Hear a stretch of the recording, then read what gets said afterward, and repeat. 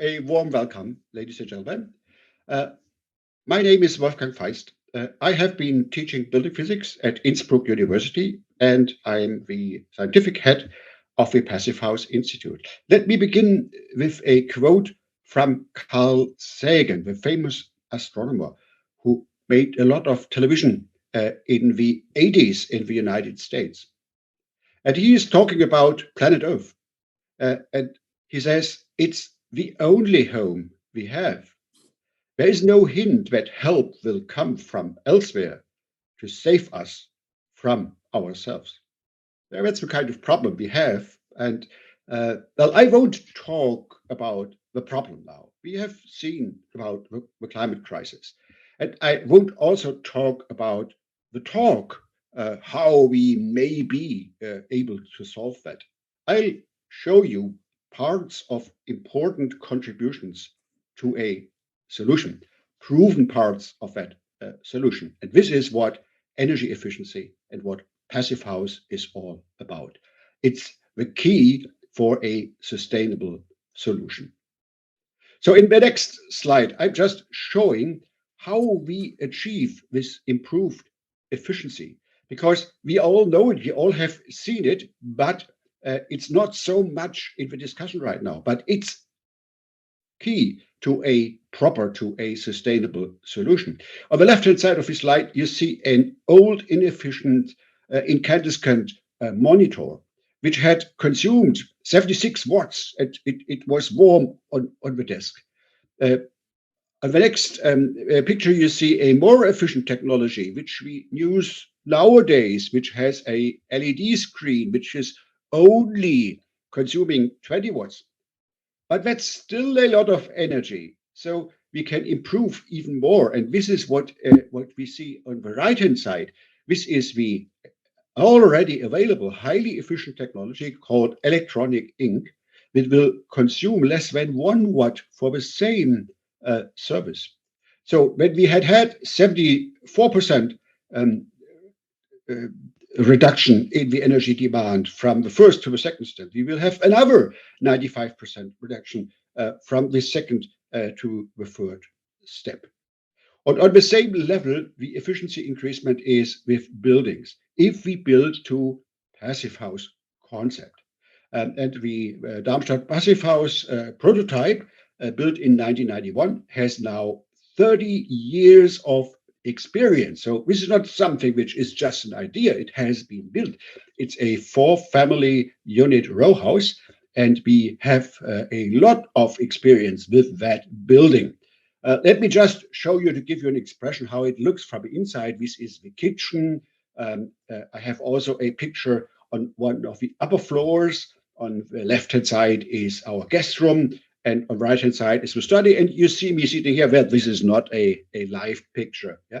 So let's look what the result of that passive house experiment was. That is the slide with all the measured energy consumptions. And what we see here is that the overall consumption for heating is down here to about 8 kilowatt hours per square meter and year. And that is much less than 1/10 of what we normally consume for heating. So this is key for a sustainable energy system of the future. Now you might ask, how is that even possible? Did the people wear a lot of pullovers or whatever? And no, it's just the improvement of the existing components of such a building. Components you need anyhow to build a building. These are windows, it's the external walls, it's the roof, it's the basement, it's the air tightness of the envelope, and of course, it's the heat recovery ventilation. So these are all improvements in components you have in any new building. So we used these improved components already 30 years ago, and now we can check how these components are performing 25 years later. And we made a check on all these components. I just show here some results for the window panes. So the window panes that were triple glazing with krypton filling. And here you see a thermographic view of these windows 25 years later. It's working. And what you also see in the next slide is that now we offer a component certification for such windows. This works the following way. A manufacturer who already produces windows might have an idea how he can improve his window, and we can calculate, we can evaluate this component and can look whether the criteria are met for that window. And if these are met, they can get the certificate, and this will be a component which is at least a factor 2 more efficient than the normally used windows. And if it's not met, we have some advice for that manufacturer. We can make some suggestions, and the manufacturer can decide how to improve his component. This means a help for the development. And so far, with maybe a few struggles, this has worked with every manufacturer. We have been helping to develop these kinds of improved components. So this is one of the approaches we can use to improve our built environment in a sustainable way. And everybody can join that development. All producers of windows who are already producing, they can join it and in this way improve their products. Another important product is, of course, the ventilation. We have seen now in the pandemic how important ventilation is for the health of the people. And we need a ventilation which gets rid of all the internal pollutants.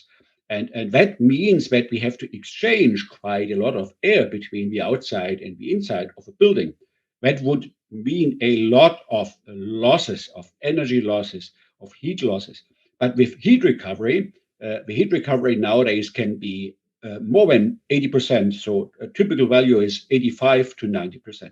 And we use these heat recovery systems also in the very first passive house. Nowadays, all kinds of such systems are available on the market. Again, this was a tailor-made system we used there 30 years ago, but now you can buy these certified products with heat exchangers, also some which have humidity recovery, several times of these systems. Now, what is the most important thing about ventilation is, of course, the hygienic conditions for the incoming air. So this is why there is a high-value filter on the inlet, on the air inlet on the outside. So there is also nanoparticles won't come into the dwelling in this way. So this is also stopping any kind of germs which might be polluting the indoor air. And we see here in the slide that a comparison between a filter which is new and a comparison with a filter after 1 year when it's exchanged with all the dirt, especially all the carbon has been stored in the filter. It's not in the indoor air, so you are not breathing all that dirt. In the year 2016, it was the 25th birthday of that very first demonstration project Passive House. So it got a birthday present, and the birthday present was a photovoltaic system. And you see part of that photovoltaic system in that slide. And we have also measurements of the contribution of that photovoltaic system to the energy supply of the Passive House. This is the yellow part of the slide you see here. And we see we have a lot of excess energy from the solar panels during the summer.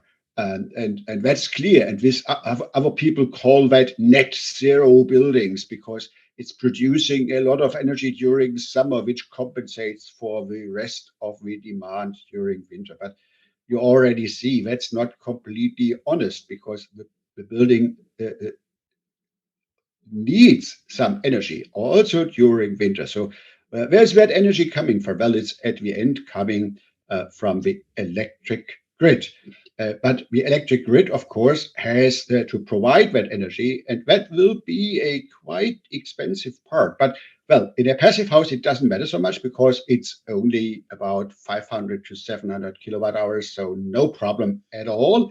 So we can have that annual storage. But in a normal building, this will be much higher demand in some thousands of kilowatt hours, which will be quite a problem. So we have a method how to calculate for that energy that is needed for a seasonal storage. And with seasonal storage systems, these are really expensive systems. So the energy in the future will be produced by photovoltaic and wind energy mainly, and some water energy, and a little bit of other parts. There's also a small part of biomass available, but this is all limited. These other contributions, except for the photovoltaics and the wind. So we will have to store the energy produced by photovoltaic and wind in summer for winter use, and that's a quite complicated process because we have first to produce hydrogen from it. From the hydrogen, we have to synthesize methane, and the methane can then be stored. This part of storage that's already available, which we already know now use for the storage of natural gas. And it can be used during winter to produce electricity to run these heat pumps, which we will use to heat the buildings. But you see, this is a complicated and quite expensive part of the system, which we will need, of course, in the future. But it's a good idea not to need too much of it because that will be quite expensive. So the energy efficient buildings are a key to make that kind of system available for everybody. Now, the passive house and the efficiency used in passive houses has spread internationally, and it is a successful solution with thousands, 10,000s of buildings already built worldwide. And it's not just buildings for people living in. It's also offices. It's also school buildings. A lot of commercial buildings as well. So there are solutions in every part of the world and for every task we need for buildings. And what's even more important is that these solutions we use for the passive house, they can also be used in existing buildings. So we can retrofit and refurbish existing buildings, which will be changed and have been changed in the past all along. But if we change such a building, we can at the same time improve the energy efficiency of the component we are changing. For example, insulating the external walls. For example, if you exchange the window, substituting with such a highly efficient passive house window. And that is key to the solution. We call that NR-Fit, the standard we can use for refurbished buildings. It's a little bit different from a passive house because there are special challenges for existing buildings. So it's not always that easy to get a passive house from an existing building, but we can always renovate to NR-Fit, which will at least save us a factor 3 or a factor 4 of the energy. Well, in order to do that, you of course need tools. You need tools to analyze what will be the best solutions for an existing buildings or also for a new construction. And all the know-how which is available has been used by the Passive House Institute to offer a tool which allows the architect and the engineers to plan for such an energy efficient new construction or for such an energy efficient refurbishment. The problem is always that you can measure the consumptions only after it has been built. So, well, we do that, but we have to plan with a calculated energy balance. And that's exactly what this PHPP helps us to do. On the left-hand side, you see the energy balance, which is calculated for this existing building, which has a consumption for heating at around 200 kilowatt hours per square meter. Yeah. And now we can look, how can we improve that? How can we exchange the windows for better ones, or improve the insulation of the roof, improve the heat recovery in the ventilation, which is normally in old buildings not existence, but we can add that. On the right-hand side, you see this improved energy balance calculated with the tool PHPP. And in this case, that was a prognosis that it will save about 85% of the energy. And the interesting thing is, this was done. You see on the right-hand side the photography of the refurbished building, and the measurements of the real heating energy consumption is there, and it gave us a more than 85%, 86% improvement compared to the original situation. So these are really existing solutions which can be used in practice. So the experience so far with the passive house, not only with the very first demonstration products, but also with all the other examples which have been built, it provides best possible thermal comfort for the people living in such a building. It's always sufficient and healthy indoor air, and we have seen during the pandemic why this is so important. It has a prolonged durability of the components and of the whole building. It's adding resilience, especially to the changing climate. So if we have hotter summers in the future, it's also performing much better during summer conditions. And that can all be created with reduced total costs. So the sum of all costs, the sum of the heating energy costs and the construction costs, they will be less than in a standard building or in a standard renovation. And it can be done with local handicrafts, with local employment. So this is we think from the global perspective and have a solution which is available on the local level. And at the same time, this is reducing the environmental damage, and it opens a concept for a sustainable energy system, which we have seen from the examples. So it's a part of a concept for sustainable economy, and something more.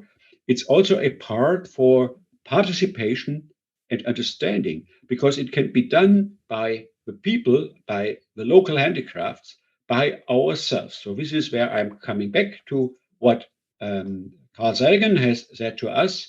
It's nobody coming to help us. We will have to do it ourselves, but we can do that because we can improve the efficiency, not only in buildings, but in several other parts of our economy to a very high level. And then the sustainable available energy will be sufficient. Thank you so much for your attention, and I hope we have quite a good progress in that conference. Thank you.